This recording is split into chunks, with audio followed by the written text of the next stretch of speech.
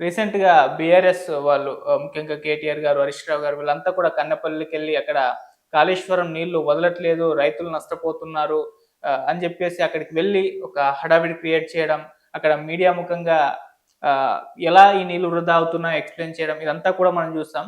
So, అసలు ఏం జరుగుతుంది? కాంగ్రెస్ ప్రభుత్వం నిజంగా నీళ్లు వదలట్లేదా? బీఆర్ఎస్ ఆరోపిస్తున్నట్టుగా లేకుంటే నీళ్ళు వదిలితే ఏమన్నా ప్రాబ్లమ్ ఉందా? అక్కడ కాంగ్రెస్ చెప్తున్నట్టుగా. సో, ఒక గందరగోళంలో అయితే ప్రజలైతే ఉండడం జరిగింది. ఎవరి వైపు మిస్టేక్ ఉంది, ఎవరి వైపు కరెక్ట్ ఉందనేది ఒక కన్‌ఫ్యూజన్ అయితే ఉంది. దీనికి సంబంధించి తెలుసుకోవడానికి ప్రెజెంట్ మనతో పాటు సీనియర్ పొలిటీషియన్, మాజీ హోంమంత్రి మైసూర్ రెడ్డి గారున్నారు. వారిని అడిగి తెలుసుకునే ప్రయత్నం చేద్దాం. నమస్కారం సార్. నమస్కారం. సార్ నీళ్ళు వదలండి అని జెప్పేసి బీఆర్ఎస్ వాళ్ళు, వదిలితే ఇట్లాంటి ప్రాబ్లమ్స్ ఉన్నాయని జెప్పేసి కాంగ్రెస్ వాళ్ళు. సో, అలా పొలిటికల్ వార్ అయిపోయింది. మొన్న చూసాం చాలా హంగామా జరిగింది. అసలేం జరుగుతుంది సార్? బీఆర్ఎస్ ఆరోపిస్తున్నట్లు కావాలని నీళ్లు ప్రభుత్వం వదలట్లేదా? లేకుంటే ప్రభుత్వం ఈ విధంగా డ్యామేజ్ అవుతుందనే వదలట్లేదా? ఏం జరిగింది సార్? ఇప్పుడు ఇక్కడ గతంలో ప్రాణహిత చెవెళ్ళ అనేది హ్మ్. రాజశేఖర రెడ్డి ముఖ్యమంత్రిగా ఉన్నప్పుడు నామకరణం చేసినారు. ఏదో ఇనిషియల్ స్టేజెస్‌లో ఉన్నది. హ్మ్. ప్రభుత్వం మారిన తర్వాత ప్రాణహిత చెవెళ్ళని మార్పులు, చేర్పులు చేసి కాళేశ్వరం అని పేరు పెట్టారు. హ్మ్. సరే అక్కడ కట్టిన 3 ప్రాజెక్టులు మార్పులు చేసిన చోట 3 ప్రాజెక్టులు కట్టినప్పుడు మేడిగడ్డలో పగుళ్ళొచ్చినాయి. 2 గుంటలోనో, 1 దాంట్లోనో. పగులొచ్చిన తర్వాత దీని భద్రత గురించి కేంద్ర ప్రభుత్వానికి నివేదించడము, కేంద్ర ప్రభుత్వం నుంచి వాళ్ళ నీటిపారుదల శాఖకు సంబంధించిన సాంకేతిక నిపుణులు రావడము, పరీక్షలు చేయడము, పరీక్షలు చేసి నీరు నింపొద్దని వాళ్ళు అడ్వైజ్ చేసినారు. ఓకే. ఎందుకంటే ఇది డయాఫ్రమ్ వాళ్ళు ఏం చేయాలంటే ఇన్వెస్టిగేషన్ చేయాలా, దీనికి ఏం రిపేర్ చేస్తే ఈ డ్యామ్ సేఫ్టీగా ఉంటుంది అనే దానికి మీరు నీళ్లు నిలపొద్దు, మేము మా ఇన్వెస్టిగేషన్ అయినంత వరకు అని చెప్పారు. ఇంక వీటికి విధాయకం లేదు కదా, నీళ్లు నింపకుండా వదిలితే వాళ్ళు ఇప్పుడు ఇన్వెస్టిగేషన్ చేస్తున్నారు.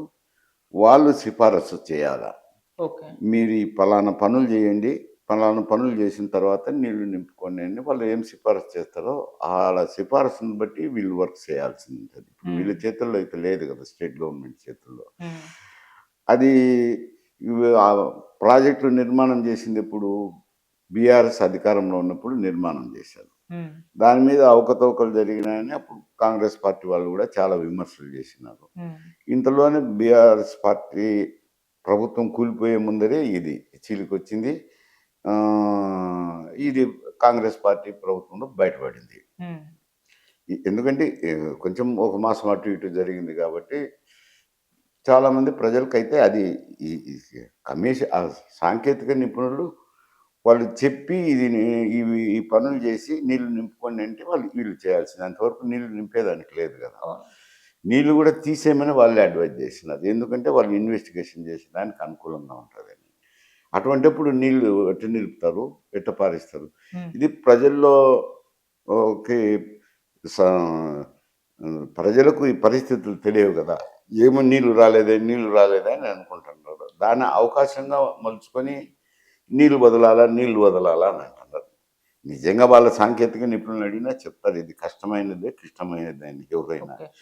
కానీ పొలిటికల్ అడ్వాంటేజ్ కోసము ఇప్పుడు అది కనపడకుండా పోవాలి కదా, వాళ్ళ హయాంలో జరిగిన అవకతవకలు కనపడకుండా పోవాలంటే మీరు నీళ్ళు వదలలేదనేది సమస్యను డైవర్స్ చేయడమే, అంతకంటే ఏం పెద్ద కనపడదు నాకు.